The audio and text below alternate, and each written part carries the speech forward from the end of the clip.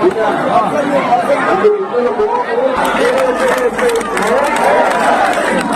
రోజు నేను ఎక్కడికి వెళ్తున్నానంటే మన భారతదేశంలోనే అతిపెద్ద 3వ స్థానంలో ఉన్న రాజస్థాన్కి, అదే మన కదిరిలో ఉన్న శ్రీ లక్ష్మీ నరసింహస్వామి తేరుకి నేను రావటం రెండోసారి. మీకు కూడా వీలుంటే నెక్స్ట్ ఇయర్ ఖచ్చితంగా రండి. ఎందుకంటే ఈ ప్లేస్ లో అడుగు పెట్టగానే గోవింద నామాలతో జై జై సింహ జై నరసింహ అని నరసింహస్వామిని అయితే తలుచుకుని రథాన్ని లాగుతుంటే కదిరంతా దద్దరిల్లిపోతుంటుంది. ఇంకా మీకు ఎగ్జాక్ట్ గా చెప్పాలంటే గూస్ బంప్స్ మూవ్మెంట్ అనుకోండి. అందరు కలిసి ఒకసారిగా అయినప్పుడు ఆ తేరు కదిలితే చాలా ఆనందంగా ఉంటుంది. ఇంకా ఈ 2026లో మార్చి 10న అయితే ఈ రాజోత్సవం అయితే జరిగింది. జనాలు చూడండి, కొన్ని లక్షలలో అయితే వచ్చారు. ఎక్కడ చూసినా మన కళ్ళు చుట్టూ జనాలే. అలాగే ఇక్కడికి వచ్చిన ప్రతి ఒక్కరు తేరును లాగాలనుకుంటున్నారు. అదే విధంగా నేను కూడా చాలా కష్టపడి ఈ తేరును లాగడం అయితే జరిగింది.